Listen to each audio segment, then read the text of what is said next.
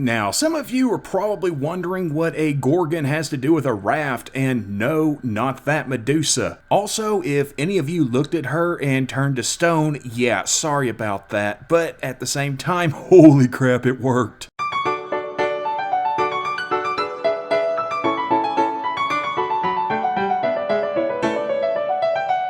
We're going back to France in 1816. Napoleon had been defeated at Waterloo and exiled for the second and final time, leaving King Louis XVIII in charge. And as per the First Peace of Paris, that had ended the Napoleonic Wars, France regained control of Senegal from the British. And so, Louis sent 4 ships to reoccupy the territory, more specifically the capital city of St. Louis, or St. Louis, however you want to say it. These ships were the Loire, Argus, Echo, and Medusa, or Medusa. The Medusa was commanded by Duroy de Shipwreck, who had been promoted by Louis even though Duroy had barely sailed at all in the last 20 years, but he was loyal to the king, and Louis was in the process of replacing a lot of officers with men that weren't so much a good fit for their role, but by golly, they were loyal. Yeah, we'll come back to that later. And so on June 17th, 1816, the convoy set out from France heading for St. Louis with 400 people on board. This included Senegal's new governor, Julien Désiré Schmaltz, and soldiers that were meant to garrison the city. They made it to the island of Madeira on the 27th, and the governor was chomping at the bit to get to St. Louis. And so it was decided by the governor and captain that they would take the quickest, most direct route. And so when they headed out, it was also decided that they would sail closer to the shoreline than was typical. See, it took quite a while for Europeans to figure out a way to sail down the west coast of northern Africa due to strong storms and, more importantly, reefs and sandbars that were easy to ram into. It was completely normal to sail along the coast from a distance, and we're talking a good distance, but the Medusa didn't do this. Instead, she sailed as quickly as possible, way too close to the shore, and because the other ships weren't fast enough to keep up with her except for the Echo, who did keep up but eventually saw what was coming and chose to break away and sail into deeper waters. As the Medusa sped on along, the water became more and more shallow and the ship farther off course. On July 2nd, the captain finally decided to listen to reason and realized just how dangerous their situation really was. However, it was too little too late, as the ship ran aground on a reef about 31 miles offshore and nearly 100 miles off course. They didn't have enough life rafts to ferry everyone to shore on a single trip, so they were going to have to at least make 2 trips. And it was thought that they could possibly lighten the ship by building a raft and unloading the ship's cargo onto it, so a 66 by 23 foot raft was built from parts of the ship. However, on July 5th, a storm began to blow in and the plan was rethought, so it was decided that the raft would be used to hold the people and the lifeboats would then tow the raft to shore. So sticking to this plan, roughly 150 people boarded onto the raft, which was barely floating and most of the surface was underwater, and 17 people decided to stay with the ship as the crew boarded the lifeboats and began to tow the raft. However, after a couple of miles, the crew became more and more fearful that people on the raft may try to get into the boats, and so they decided to just cut the raft loose and let it float out into the open ocean. The lifeboats cut the ropes and sailed off to shore. We'll get back to them, but right now we're sticking to the raft. On board was about 150 people, only one of them was a female, by the way. There wasn't much in terms of provisions, but in an interesting twist, rather than load water onto the raft, the crew had loaded wine. So people began to get drunk. And when you have a bunch of drunk people out in the open ocean with a storm coming on, trapped on a raft that was only really secured near the center, well, things get real bad real quick. 20 people were killed the first night. Over the next several days, many more died from fighting, suicide, or being swept overboard. Remember, if you weren't near the center and you were along the sides, you were probably going to get swept overboard. By day 4, only 67 people were still alive, the provisions were long gone, and and cannibalism began. On day 8, the healthiest decided to throw anyone too weak or wounded overboard, leaving only 15 men left on the raft. And 4 days later, July 17th, for those keeping track, the Argus came across the raft completely by accident and rescued them, taking them to St. Louis, where 5 of them died anyway. Now remember, there were still 17 men left on the ship. Forgot about them? Well, yeah, the captain did, but he didn't forget that there was also gold on board that ship, so he sent a salvage crew out to get the gold. And when the salvage crew arrived at the Medusa 54 days after she wrecked, 3 of the 17 men were still alive. Oh, and the French left them to rot. It was actually a British naval ship that was passing by that took them back to France. So yeah, the French pretty much failed all around on this one. And this came out in September of 1816 when first-hand accounts were published in French newspapers, and the public went into an uproar. The captain was court-martialed, being found guilty of incompetent navigation and leaving the ship before her passengers had departed, and even though punishment for this included up to the death penalty, he was instead given 3 years in prison. Yeah. See, the powers that be knew he never should have been in charge in the first place, and his placement was exactly the type of decision-making that had led to that whole revolution thing. So changes had to be made, which is what led to the passing of laws requiring promotions to be based on merit rather than politics or position. Also, 2 of the survivors wrote a book about the experience, which became a huge bestseller, so, you know, if nothing else, at least they got a book deal out of it.